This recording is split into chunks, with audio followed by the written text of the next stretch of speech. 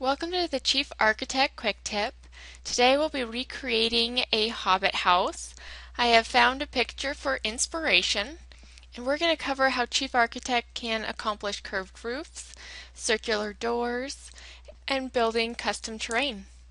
So let's get working in Chief Architect. So we're going to use our exterior walls to create our structure, and we'll just do maybe 12 by 10, and I'll just use my temporary dimensions to draw out my structure here. And we'll finish it up. And now that all of the walls are connected, the living area has been defined, and I'm going to open up our room and make some modifications. Underneath our structure tab, I'm going to change our ceiling height. I want to bring our walls down so our roof will be pretty close to the ground here when we curve it.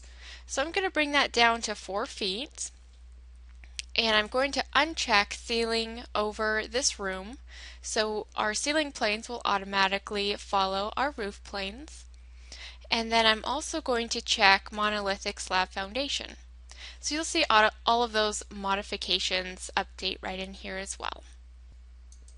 So now that we have our room specified, I'm going to also specify my front and back wall to be gable walls. So multi-select, and down in our editing toolbar, single click on the Change to Gable Wall tool to make that modification. And then we'll get right into our roof tools, build our roof.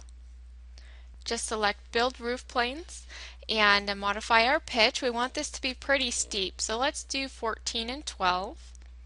And then across the top we'll have many more options. I'm just going to get into our gutter area and uncheck our gutter option. We'll select OK, and that will build for us. Let's get into a 3D view and see how this is coming. So in our 3D view, let's modify our roof planes. I'm just going to multi-select,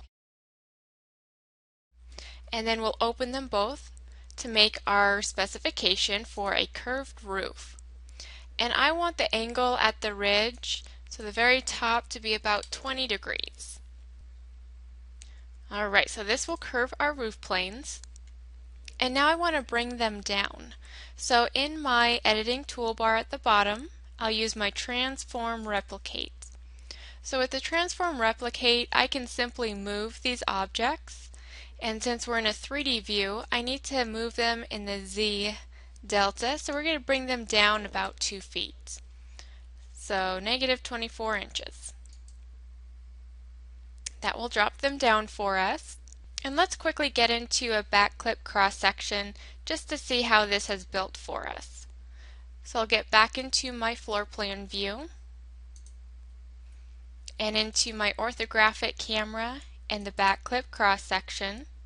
Just click and drag out, and we'll see our 4-foot walls, and the ceiling has been removed, so we have all of our headroom. This is similar to how you would build a story and a half, and we have a help article that walks you through those steps as well. Alright, so let's get out of our back clip cross section and back into our 3D to make some more modifications. Let's build our terrain. Just going to build a flat terrain perimeter, and we need to bring that up just a bit, so I'll select it. And we're going to change our building pad. Instead of the auto calculate, we'll change that to maybe an inch. So that will be an inch below our floor. And let's drop in our door. So I'll just use my standard door tool and select that hinge door option. Just going to click and place it right into my plan. And from here, we can then drag that up, we can modify it, or we can simply open it and make those changes. I'm going to change the width to about 60 inches, and we're going to do the same on the height. You'll notice that we have a double door. I need a single door, so underneath our options, we'll have our single door control. back in the general, I want to change this to a slab door. And next, in our arch area, we can put a round top and we can reflect that vertically. So now we'll have our round door. And let's also modify our handle. So under the hardware, we'll get into our exterior handle and into the library for a doorknob. Alright, that looks pretty good. So now we have that correct one selected. We're going to bring that in 30 inches and down 30 inches as well. And you'll notice from our reference that we'll have to bring our door up just a bit from the floor. So we'll bring that up just a bit. And now let's place in a round window. We have a round window within our library, so I'll just open up our library browser, and underneath the core catalogs and architectural, we'll have our windows, and I'll just get into the round options. Select one and drop it in. Then we'll modify the height. We'll bring that down just a bit. Alright, so now that we have everything in our structure, let's talk about the different materials. We'll get back into our library, and under our materials, we'll have all of our siding options. I'm going to do a stucco on our walls, and I would like to apply this to the entire plan. So I'll click on the P mode, so we're in our plan mode. With a single click, that will be applied.